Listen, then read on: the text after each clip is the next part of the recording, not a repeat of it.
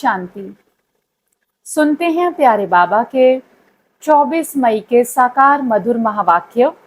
बाबा कहते हैं, मीठे बच्चे, अमृत वेले अपने दूसरे सब संकल्पों को लॉकअप कर एक बाप को प्यार से याद करो, बाप से मीठी मीठी रूरिहान करो। तो अमृत वेले का समय, ब्रह्म मुहूर्त का समय बहुत ही ऑस्पिशियस होता है, शुभ होता है। उस समय व्यर्थ नेगेटिव संकल्पों को लॉकअप में बंद कर देना है, क्योंकि अभी हमें अपने प्यारे बाबा से मीठी मीठी रूरिहान करनी है, बाबा से शक्तियां लेनी है।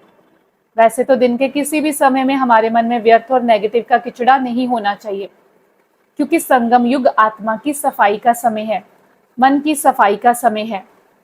तो विशेष अमृत वेले में हम सबको अपने मन की प्रोग्रामिंग करनी होती है, बाबा से शक्तियां लेनी होती हैं। तो उस समय इधर उधर के संकल्पों को बंद कर एक बाबा से मीठी मीठी रूरिहान करनी है। प्रश्न है, तुम बच्चों की हर बात में अर्थ है, अर्थ सहित शब्द कौन बोल सकता है? उत्तर है, जो देही अभिमानी हैं, वही हर बोल अर्थ सहित बोल सकता है। बाप तुम्हें संगम पर जो भी सिखलाते हैं वह अर्थ सहित है।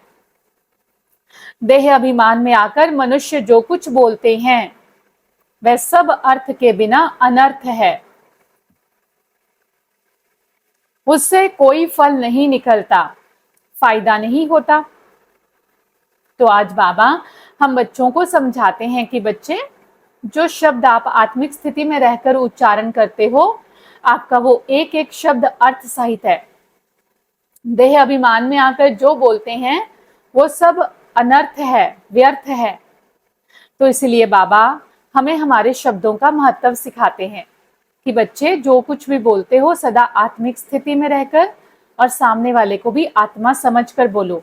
तो दुनिया के मनुष्यों के अंदर देह अभिमान और विकार हैं, तो जो भी बात करेंगे वो सब व्यर्थ और अनर्थ ही होगी, उससे कोई फल नहीं निकलेगा, कोई फायदा नहीं होगा।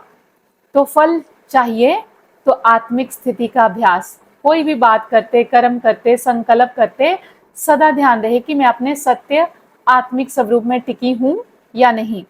गीत है, नैनहीन को राह दिखाओ प्रभु, पग पग ठोकर खाऊं।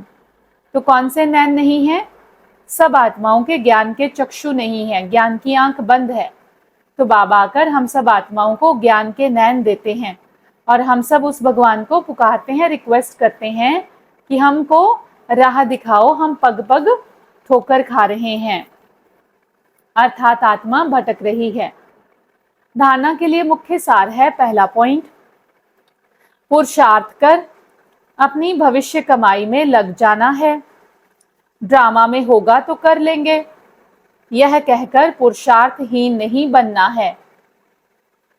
दूसरा पॉइंट है, सारे दिन में जो भी पाप होते हैं या किसी को दुख देते हैं तो नोट करना है, सच्चाई से बाप को सुनाना है। साफ दिल बन एक बाप की याद से सब हिसाब किताब चुकतू करने हैं। तो संगम युग का समय है, हम सब आत्माओं को अपने हिसाब किताब चुकतू करके परमधाम घर वापस जाना है। तो हिसाब किताब चुकतू करने का एक तरीका है कि सदा अपनी चेकिंग करते रहो कि आज मैंने किसी आत्मा को दुख तो नहीं दिया, ये नोट करना है और बाबा को बताना है अगर जाने अनजाने कोई गलती हो गई, और आगे से पुरुषार्थ करना है कि हम किसी को दुख नहीं दें। तो ये अपनी चेकिंग करनी है। और कभी भी पुरुषार्थ के लिए ऐसे नहीं कहना कि ड्रामा में होगा तो कर लेंगे, ऐसे नहीं, मुझे ड्रामा में अपने पुरुषार्थ का पार्ट बनाना है। ऐसे कहेंगे कि ड्रामा में होगा तो खाना खा लेंगे, पानी पी लेंगे, परंतु ऐसे तो होता नहीं, हमें उठना पड़ता है, खाना पड़ता है, पीना पड़ता है। तो ड्रामा में पुरुषार्थ की नूंद है, तो आत्मा को पुरुषार्थ तो करना ही है। हर चीज को ड्रामा पर डालना ये अलबेलेपन की निशानी है, आलस्य की निशानी है। आलस्य अलबेलेपन को त्याग कर सदा एक्टिव, अलर्ट, अटेंटिव होकर रहना है कि मैं एक श्रेष्ठ पुरुषार्थी हूं। पुरुषार्थ करना है।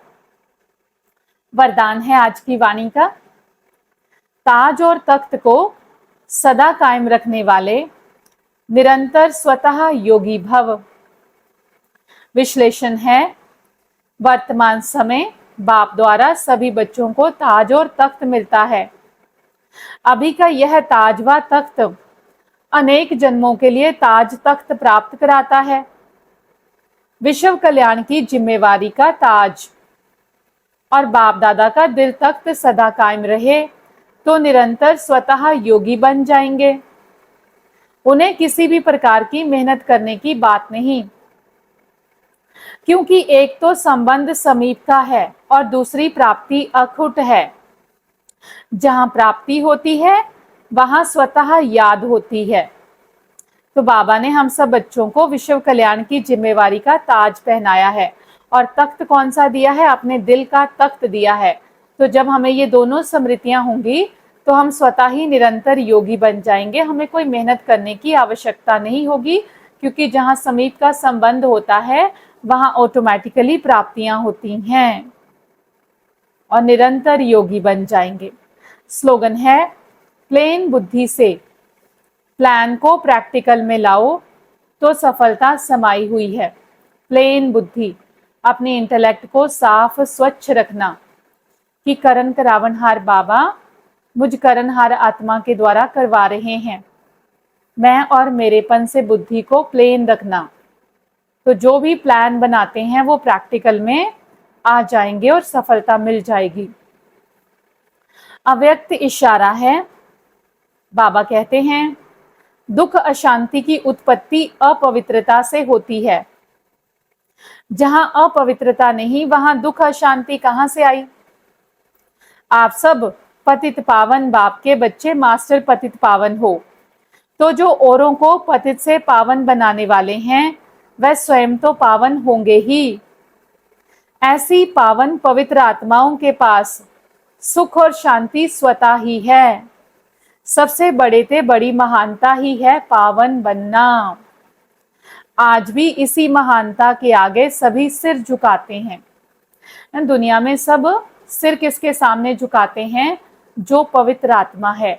पवित्रता ही सबसे बड़े ते बड़ी महानता है।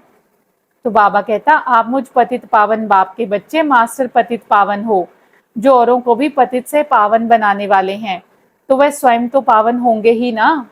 तो इसीलिए बाबा आज हम बच्चों की गारंटी करते हैं कि हम बच्चे सदैव पावन हैं ही हैं। ये पावन बनना, पवित्र बनना ही सबसे महान बनना है। तो हम बच्चों को पवित्रता की पर्सनालिटी को धारण करना है, क्योंकि जहाँ पवित्रता है वहाँ ऑटोमेटिकली सुख और शांति है, और जहाँ पवित्रता नहीं है वहाँ ऑटोमेटिकली दुख और अशांति है। तो इसीलिए ब्राह्मण जीवन में संपूर्ण पवित्रता का व्रत लेंगे। प्यारे बाबा का शुक्रिया। ओम शांति।